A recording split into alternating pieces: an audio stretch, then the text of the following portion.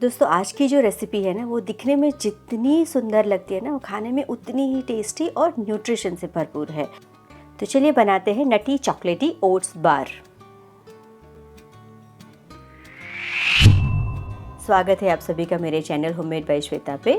तो आज की जो रेसिपी जैसे जैसे हम फॉलो करेंगे मैं आपको इंग्रेडिएंट्स बता दूंगी, लेकिन उसका जो मेजरमेंट है ना मैंने डिस्क्रिप्शन बॉक्स में डाला हुआ है, तो उसके लिए आप पूरा डिस्क्रिप्शन बॉक्स देख लीजिए डिटेल्स के लिए।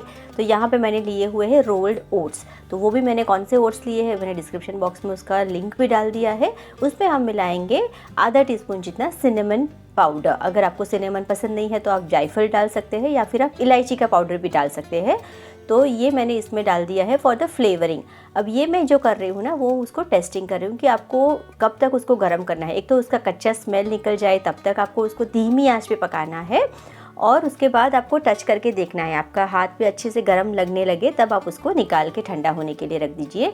अब सेम पैन में मैंने आलमंड्स को भी, जो बादाम है ना उनको भी रोस्ट कर लिया है, और ठंडा होने के बाद इस तरह से मैं उनको चॉप कर रही हूँ। तो ये मेरे चॉप्ड आलमंड रेडी है।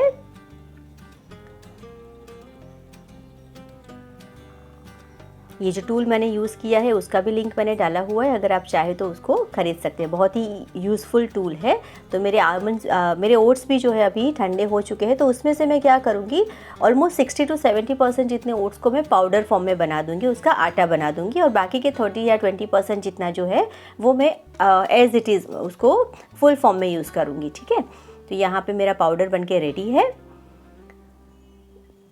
तो उसको हम एक बोल में अभी शिफ्ट कर लेते हैं। इसमें मैंने डाला है बेकिंग पाउडर और बेकिंग सोडा। जैसा कि मैंने बताया इंग्रेडिएंट्स लिस्ट पूरा मैंने डिस्क्रिप्शन बॉक्स में डाला है, तो आप वहाँ से उसको कॉपी कर सकते हैं। इसमें मैंने मिला दिए जो बाकी के हमारे होल ओट्स थे वो। अब उसमें मैंने डाला है आटा और उसको मैं छान लूँगी। यहाँ पे उसको बाइंड करने के लिए मैंने थोड़ी सी मात्रा में मैदा लिया है, आप चाहे तो होल व्हीट फ्लावर भी इसकी जगह पे ले सकते हैं। अब इसमें अभी तक मैंने मिलाया है cinnamon, oats, baking powder, baking soda और मैदा। तो ये सभी को हमें अच्छे से मिक्स दे देना है। और अब हम हमारा बैटर के लिए रेडी करेंगे। एक दूसरा बोल ले लेना है आपको जिसमें हमने डाला है बटर। तो ये है रूम टेम्परेचर वाला सॉफ्ट बटर, जिसमें मैंने मिलाया है ब्राउन शुगर और वाइट शुगर, कैस्टर शुगर। तो शुगर में मेरे लम्स आ गए थे, इसलिए मैं उसको इस तरह से छान के लम्स निकाल रही हूँ। आप चाहे तो ब्राउन शुगर निकाल सकते हैं, लेकिन ब्राउन शुगर से ही उसका जो कलर और च्यूइनेस है ना वो आएगा।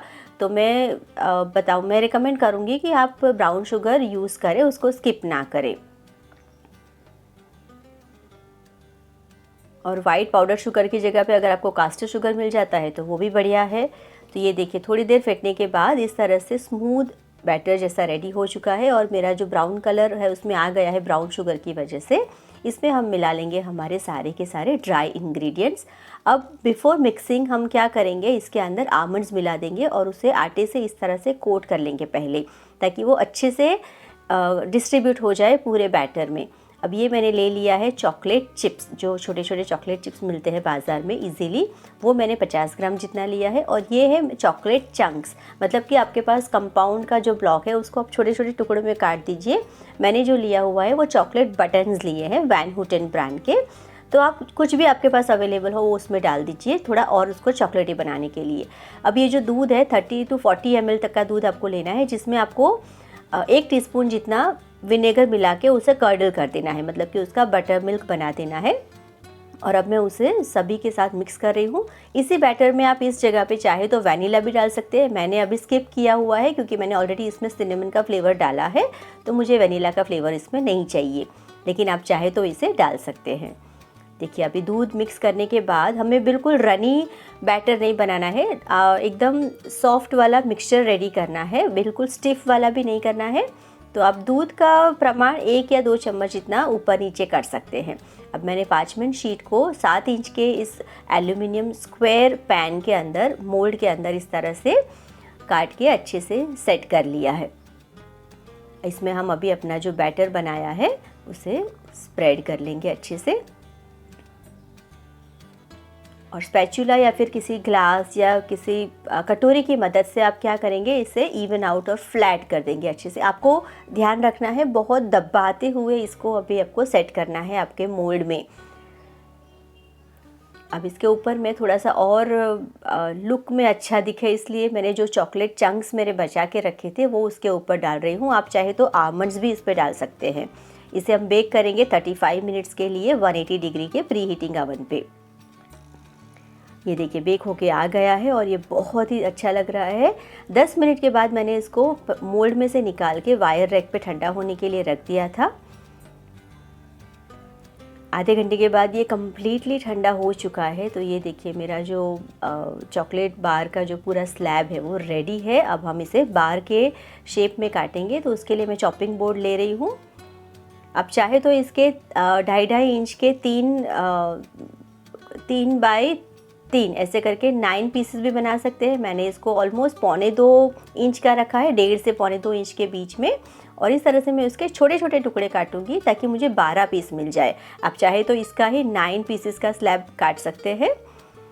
तो ये देखिए मैंने इक्वल साइज़ में काटने के बाद साइड में थोड़ा सा बच गया था, लेकिन ये बहुत ही यमी और ऊपर से क्रंची टॉप आया है, अंदर से च्यूई आया है, बिल्कुल केक जैसा उसका टेक्सचर है। लेकिन यकीन मानिए बहुत अच्छा लगता है। आप इसको इस तरह से जो कपकेक के लाइनर्स होते हैं ना उसके अंदर इस तरह से डालेंगे तो भी बहुत डेकोरेटिव दिखते हैं। अभी तो रक्षाबंधन भी नज़दीक में है, तो आप किसी को गिफ्ट भी कर सकते हैं। गिफ्टिंग के लिए भी बहुत अच्छी आइडिया है। आप इसको आपके हैम्पर में भी ऐड कर सकते हैं। तो मैंने इस तरह से देखिए सैम्पल के लिए एक बनाया था। मेरे पास एक बॉक्स था जिसके अंदर मैं चॉकलेट्स देती हूँ यूजुअली, तो उसी में मैंने इसको इस तरह से फिट किया है और इस तरह से पैक कर दिया है। ऊपर रक्षाबंधन का टैग लगा दिया है। तो इस तरह से आप इसको गिफ्टिंग आइडियाज़ के रूप में भी यूज़ कर सकते हैं। वीडियो कैसी लगी है? अगर अच्छी लगी है तो लाइक, शेयर और सब्सक्राइब करना ना भूलें। और किस टाइप की वीडियो आप देखना पसंद करेंगे आप मुझे कमेंट सेक्शन में बताएं, मैं ज़रूर आपके लिए लेके आऊँगी। Thanks for watching.